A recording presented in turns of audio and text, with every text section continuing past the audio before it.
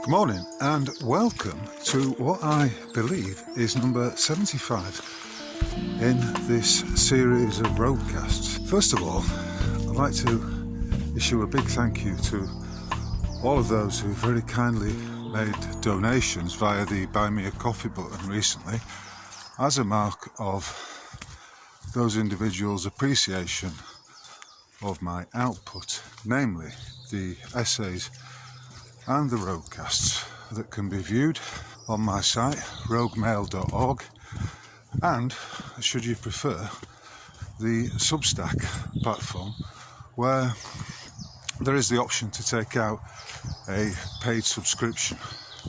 However, there's going to be more on the subject of Substack during the course of this week's Rogue Ramble. If you're new to my work, then I'd also like to welcome you and thank you for listening to today's RogueCast. Last week I spoke about how professional football clubs, association football, has essentially shot itself in both feet by their insistence back in 21-22 that their prized assets, namely their players, be recipients of the 3-dart finish.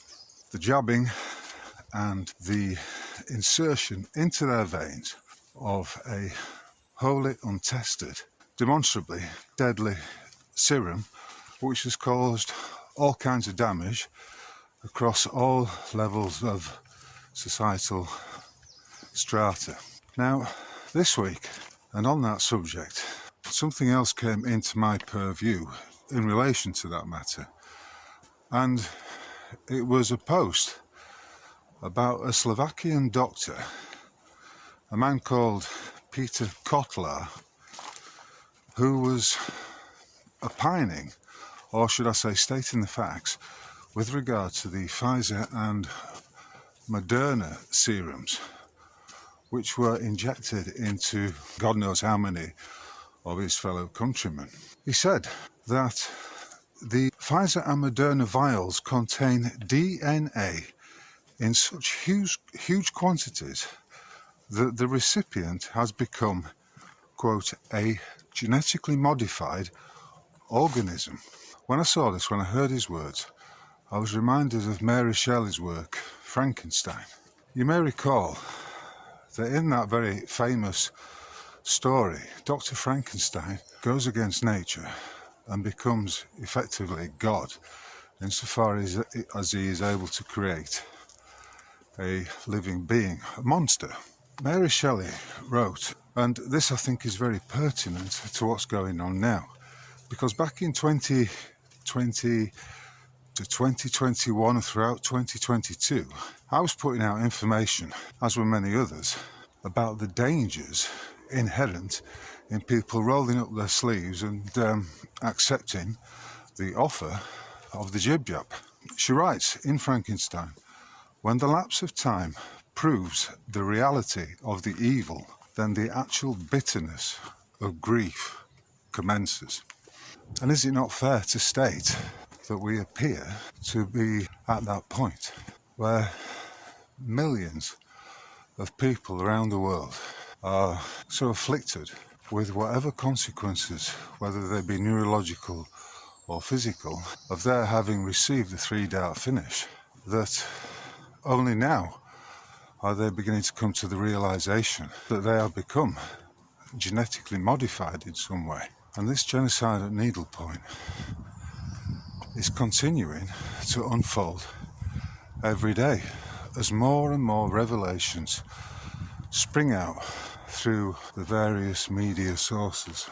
Another subject which has come into my purview this week, in fact just this morning, and which I offer up for your consideration, is a subject that, for those who are, shall we call, veterans of the Rogue Mail essays and RogueCasts, they will see that I have opined on this subject before, and it's that of education, which is from the Latin educare, which is to bring out, to release the spirit. And of course we are living in times where everything has become inverted, to such an extent right now that the individual can feel certainly overwhelmed by it, but also bombarded by a long stream of never-ending absurdities which just get spun out by both the legacy media and the so-called alternative media. The one that came into my purview this morning concerns an individual who is apparently, and I did check this out, he is a knight of the realm. His name is Sir Hamid Patel, and as you will see from the image, he is a Mohammedan, but he is also the CEO of an organisation known as the Star Academies. There are 35 primary and secondary schools that come under the aegis of this organisation. And you might ask, well, how on earth did that come about, and who was it that handed over the schools and their properties to this organisation? How did his organisation become recipients of so much capital? Well, if we continue with this notion of inversion and the realisation that everything is upside down, back to front, and arse about tit, then it kind of makes sense in an absurdist way. I mean, a lot of this is just on its face preposterousness, if there is such a word. Sir Hamid Patel has been appointed the interim chairman of OFSTED. It stands for Office for Standards in Education. Now, let's just consider this inversion. So educare, in its true sense, is to bring out or to release the spirit from within.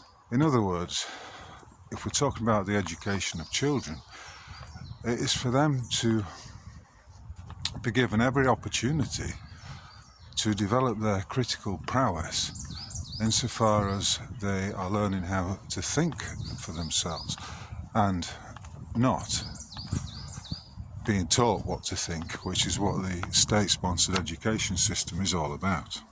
So this inversion of every state institution can be seen quite clearly, and if we take the education department of the state and we apply this notion to it that it's been inverted, we can see quite clearly that the name of the game is not to bring out the spirit in each child, but it is to control the thoughts of that child. It is mind control, mass brainwashing that goes on, is it something like over 12 years of a child's, over 12 years of a childhood. Why would they go to such great lengths to brainwash, to brain rinse the minds of millions of children like this? Of course, that is a rhetorical question. So Sir Hamid Patel is the chair of OFSTED, the Office for Standards in Education. But if we take the whole thing as being the opposite of what it purports to be, then the aim of OFSTED is to lower the standards of education, to bring the recipients of a state education into a kind of huge blob that means they are not able to think for themselves and that they are simply repeaters of the narratives that they've been fed by those who would rinse their brains, namely the teachers, and the imposition of a national curriculum. So in some ways it should come as no surprise, but my point would be quite simply that looking at Sir Hamid Patel, I'm taking the view that I can't really trust it. I can't really trust a bloke that walks about out of doors in his nightshirt. In 1992, the legendary John Taylor Gatto stated in his work Dumbing Us Down, quote, "We send children to school to be shaped by the state, and they return as citizens of its design, not their own." And in such times, you see, it is the autodidact who truly becomes the individual that he is, in the sense that he's not subject to the whims, to the thought programming of a state education system. He has the ability to think critically, and he has the ability to work out, using the various clues that come his way, exactly what is transpiring in any given subject that falls within his sphere of interest. That is the mark of the individual. And I've opined many times, and I've stated that it is the individual who is to be celebrated, and that the individual is the antidote to the state-sponsored propaganda, to the brain rinsing, to the mind control programs. For only he has the audacity and the ability, formed by his strong sense of individuality, to think for himself, to use the power of his divine abilities in order to work out what exactly is going on. So you could argue that Sir Hamid Patel is simply part of that inversion. He's part and parcel of that inversion. And you may also say that he is part and parcel of the Trojan Horse, in the shape of Mohammedism, that has landed on the shores of many European countries, including the United Kingdom. Or should I say, the disunited kingdom. For it is all, as ever, about divide and rule.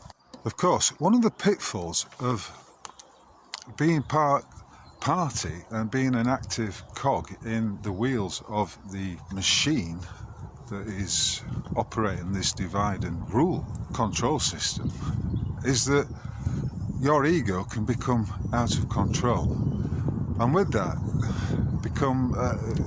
come levels of entitlement that can scarcely be believed. And as by way of example, I'd just like to point out, and I know it's all part of this theatre of the absurd, which is the geopolitical realm, and they're all actors working for a uniparty, and to be fair, a lot of them are demonstrable morons who've simply made very poor decisions based on lies, deception, also known as poor information, or disinformation, you might say. But one particularly egregious example of an individual who appears to have become totally disconnected from his role, and his role is, as they all are, that of a public servant. But, you know, going back to this inversion, everything has been inverted. So the servants have taken over the house. The servants are sitting in the chairs, occupying the dining room and all the splendid furnishings of the masters. The masters being the people. Lindsey Hoyle is a man of obviously very low, I was going to say IQ, but maybe that is not the case. Very low self-awareness, and it may well be that he's an example of the geopolitical realm reaching that level whereby famously Marie Antoinette was attributed to have said when she was told about the starving people of France, let them eat cake, when they couldn't access bread. It turns out over the last 2 years, Lindsey Hoyle has been on a series of junkets, on a series of round-the-world trips, which have racked up some £275,000, including, apparently he never travels standard or economy class. He always travels first class when he's flying. One of his trips included the hire of a private jet, and in each instance he's stayed in 5-star hotels. He's lavished loads of taxpayer money on I don't know whether you would describe them as feasts or banquets, but he's certainly been enjoying, he's been making himself fat by virtue of the public purse. And not only is he an arrogant tosser, but he's also a man whose greed seems manifestly to know no boundaries. And I'm citing him as an example of this inversion, of this complete and utter twisting round, so lies become the truth. In other words, that's the point I'm making here. The switcheroo is complete when lies are taken to be the truth. The subject of odious individuals acting out the roles of parliamentarian puppets is a prescient one right now, and brings me on to my next subject, which is that of the controlled opposition. It was famously stated that the best way to lead the opposition is to control it.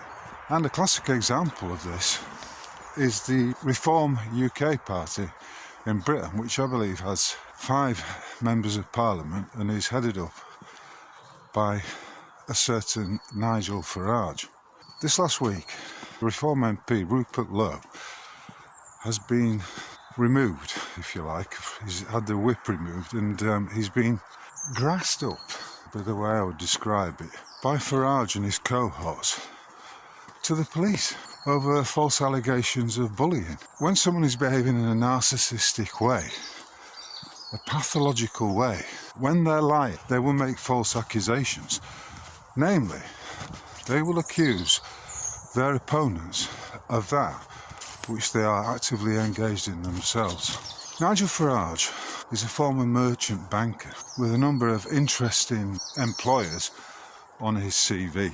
And he is but the latest of a series of figureheads, of plants, of controllers who have been placed into the geopolitical realms by their controllers, namely the phony financiers, who control the one ring, namely the credit system, the financial system, that controls it all. So bear that in mind. Nigel Farage is an ex-banker. The chair of the Reform Party, is a man called he's a Muslim, he's got a name Zia, I believe.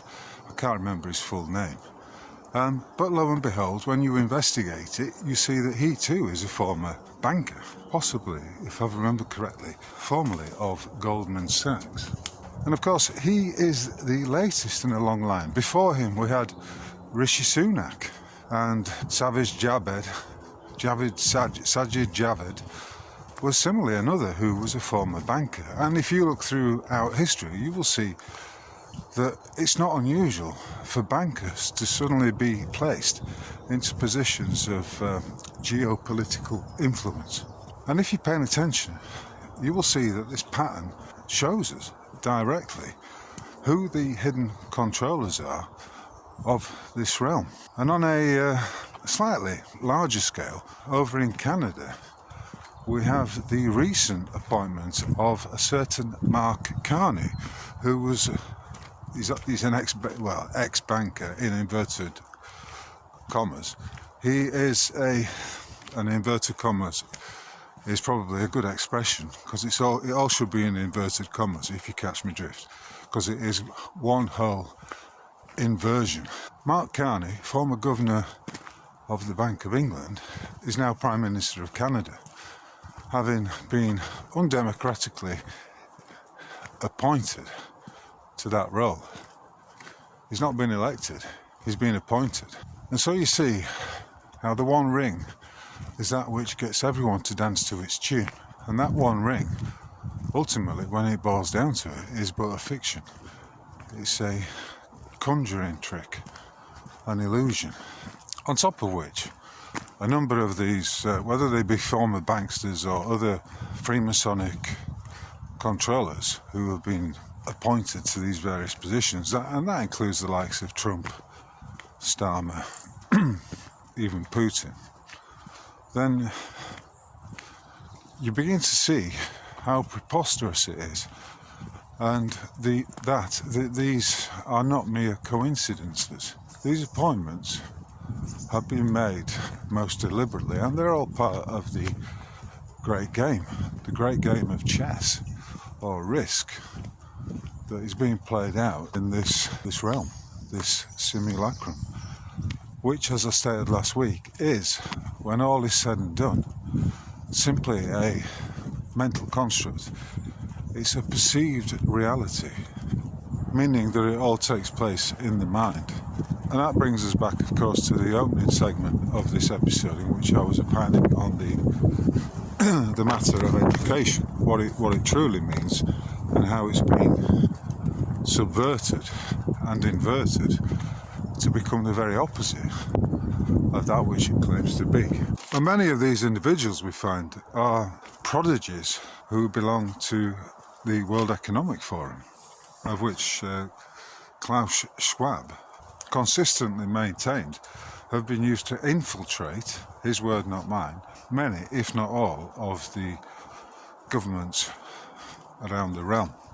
This web of control has been knitted together, it's been spun out by the Freemasonic sorcerers whose allegiance is to the false god of this realm. And the consequence of that is this complete inversion of everything that is good and true.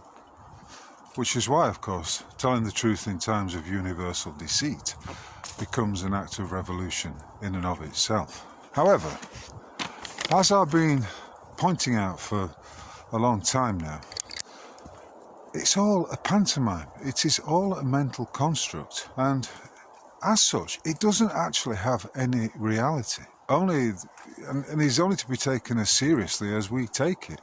Do you wish to take any of this seriously, or do you wish to laugh at it? I find it hilarious. Remember what I've said before. To make light of something means to lighten the subject matter, to cast a light into its dark confines, immediately banishes the darkness. And similarly, the individual who is able to make light of all of this and realise that he is not the flesh and blood meat suit that is walking through this seemingly real world.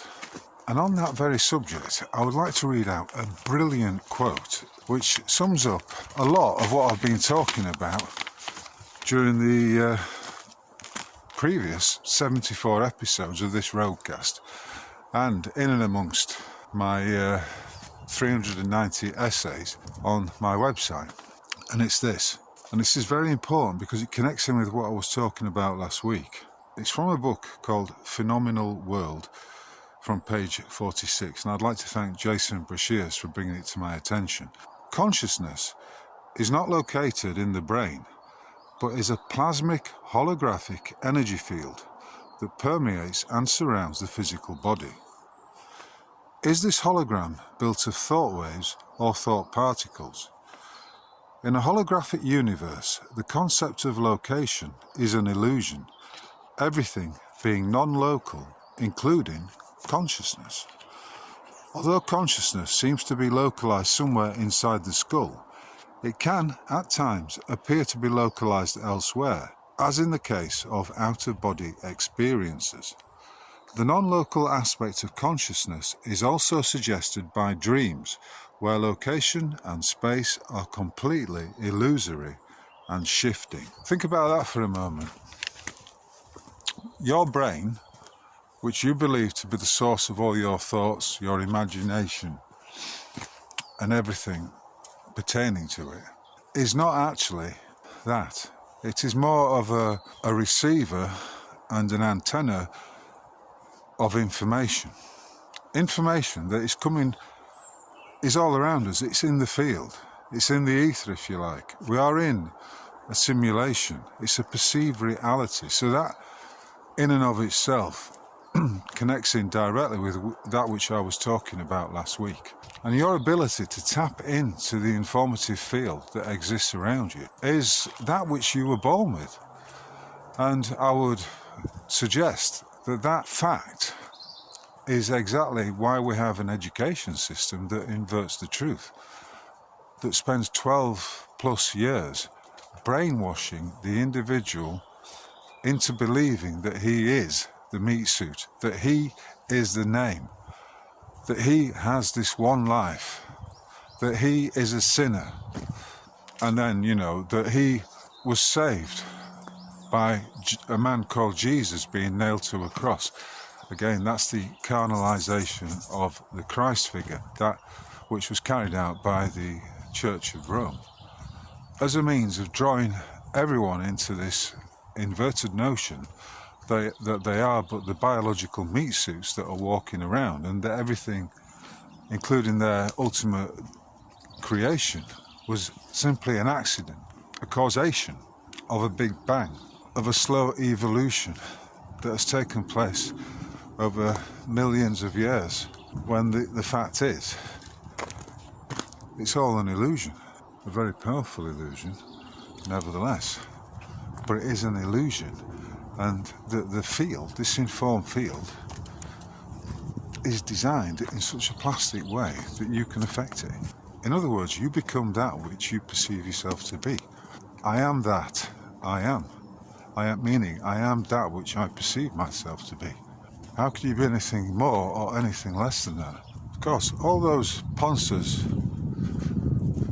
who ponce about on the geopolitical stage have fallen for the lie that they are those biological meat suits.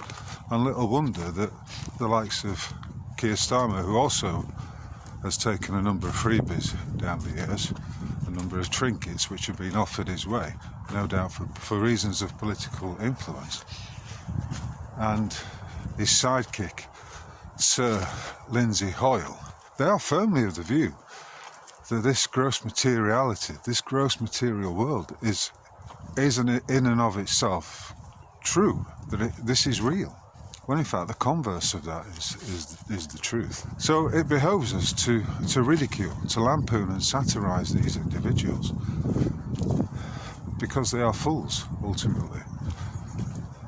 They do not realise their true nature, let alone the true nature of the constructs in which they find themselves. And such fools are prone to bouts of egoism that your ordinary individual may have had experience, but ultimately comes to realise is but another illusory aspect of this perceived reality. The notion that you have a true self and that your ego is your true self is, when all said and done, simply preposterous. I began this RogueCast by talking about education and how, in its true sense, it's from the Latin educare, which means to release the spirit. I then moved on to discussing the interesting appointment of a Mohammedan to the role of chairman of the Office for Standards in Education, and suggested how all of this is not just part of the absurdity that's unfolding right now, but is a key component, a key aspect of the complete inversion of the truth. The education systems that are offered by the state are essentially mind control programs, which, far from having the aim of releasing the spirit that is latent and exists within every child, are blatantly doing the opposite of that. Namely, they are restricting, controlling and programming each child into believing in the false notion that they are a material being in a gross material world that has been shaped by accident, that has evolved over millions of years, when the reality is that they are divine beings who have the ability to think for themselves, and that they are sojourners passing through this realm, as we all are. I've said it before, I'll say it again. You can't take it with you. And how interesting it is that that quotation about the non-locality of your thoughts is the very opposite to that which is going on at every level of academia, but particularly with regard to state policies and the programming, the mind control of the masses, not just children in schools, but the masses generally. How interesting that it draws out the subject of the dreamlike quality of this realm. After all, if you want to test out that non-locality issue, think about this. When you go to sleep at night and you enter your dream world, where are you? Where is your consciousness at that point? It's certainly not in your body. You're completely unaware of your body. So where is it? It's clearly non-local, which means when we're walking around in this realm, we could well be dreaming that we are awake, and that our central nervous systems, our sensory perceptions, the various illusions of the holographic reality around us are there to ground us, if you like, in a false materiality. One, that our spirit, our soul, if you like, is able to enjoy and appreciate and experience. I've said it before, I'll say it again. Could it be that we are actually in a classroom, if you like, a realm of experience that has been designed ingeniously and solely for the edification of our souls? Could it be that the journey through this realm is not about the beginning and the conclusion, but rather that it is a perpetual journey, a never-ending journey of the soul, and that death is but another aspect of this illusion? After all, is it not the case that when someone passes away, the grief is specifically confined to those that remain behind? That funerals, that gravestones, that memorial services are but for the living, they are not for the dead? And what if those who see themselves as being alive are, as I say, dreaming that they are alive, and that they are mistakenly of the view that they are the flesh and blood avatar? And it's from such misunderstood notions of what this life actually is that we have expressions like life's too short, or you only live once. I've never been able to understand those two expressions, and as you'll appreciate, after some 22,000 days plus in this realm, I now see them as meaningless, as but convenient untruths, convenient lies. To conclude, this rogue ramble, today's discourse, has brought up a number of subjects for your consideration. However, the one thing that unites them and draws them all together is the subject of education, and that the term should be used in its original sense, educare, to release the spirit. From that, the individual can realise that he has been miseducated, and that the only way to free himself of the mental shackles that anchor him to a notion that the world is solid, that he is not in a dream, that those shackles have to be broken. And the only way he can do that is to truly educate himself, set free the spirit that lies within him, and that is the name of the game. And so it is that the most powerful among us, those autodidacts, the ones who have taught themselves, the free thinkers, the true spirits who've been able to drop all the nonsense associated with the construction of the false reality, the prison for the mind in which they find themselves. But that prison is not real. Its walls, its great heights, its panopticons are but illusory. And how wonderful it is for the individual to come to that realization. The truth, namely, that he is a divine spirit inside a material, biological avatar. And this avatar it appears to be local. He appears to have a brain that resides inside his skull, from which all ideas and thoughts emanate. But in fact, that is not the case, because the entire construct is an intelligent plastic field of consciousness and information. And when he has moments of inspiration, moments of insight that suddenly flash through his mind, then those have not come from within his skull. They are, if you like, downloads, computer-generated realizations and inspirations of the truth. So that is the one takeaway from today's RogueCast, namely that education is where it's at, and that ultimately each and every one of us has to realise that we are here to free ourselves of these false notions. Thank you very much for watching and listening to today's RogueCast.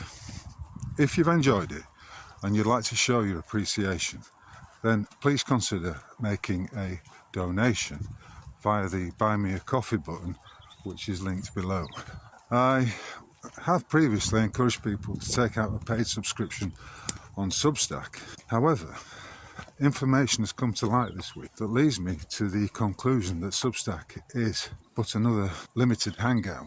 The information that led me to this was an article, ironically enough, on Substack about how the platform has not configured its algorithms and its SEO program for it to be picked up by Google and for people's content on the platform to be shared far and wide via various search engines. The article made the point that this is a fatal flaw if Substack was seeking to maximise its revenues and increase its reach. If it was in the business of doing that, then it would have tweaked those algorithms and set up all the SEO options to do just that, to maximise its reach. But it seems to be that the controllers of Substack have deliberately not done that. And even within the platform itself, there's no adequate search option. And this is why many people have complained. Many writers on Substack have complained about the difficulty that is inherent when it comes to sharing their pages on different platforms. So effectively, what Substack has done, and this is its intended purpose, it has corralled, well, hundreds of rebellious types of free and critical thinkers into effectively a sheep pen in which their output is not viewed by many people and they are but operating inside an echo chamber. You know, as much as I may like and engage with other writers and share their posts on Substack, those actions only have any effect within Substack the way the algorithms are not engineered to extend the reach of the writers on Substack. This to me demonstrates that Substack is the very definition of a limited hangout, a cul-de-sac for the intellect, for the writings of those who publish, like myself currently, who publish on its platform. And that I don't like. I released a RogueCast some months ago about this very subject of the limited hangout and the actors, the gobshites and ne'er-do-wells who frequent those platforms. I will, however, as always, be aiming to break free of any system of control, and that includes the limited hangouts that I may frequent. In fact, when I say frequent them, I suppose I'm a bit like a ghost, an ethereal spirit who's just floating around, not seen by many, seen by a few. Those who are able to see and hear me will see and hear me, but I'm reminded once again of what the CEO of Twitter said, Yacarino. She said those on the X platform will certainly have freedom of speech, but they will not have freedom of reach. Now, if we take that as a key tenet it's a fine example of doublespeak, it is just censorship wrapped up in a nonsensical expression. What is a controlled opposition platform? All being well, I will have some news to share with you over the coming weeks and months about how I will ultimately break free of the confines of these limited hangouts. I did take out a blue tick option with Twitter, which means I'm verified on that platform now, whatever that means, in the hope that it would garner me a few more or a significant number of followers, and would also increase my reach, namely the engagement I have with each tweet. It's getting on for a month since I did that, and I have to say there's been absolutely no change whatsoever, which leads me to the conclusion that I am still shadow banned, and that Twitter, for me, even though I'm paying for it, is little more than an echo chamber.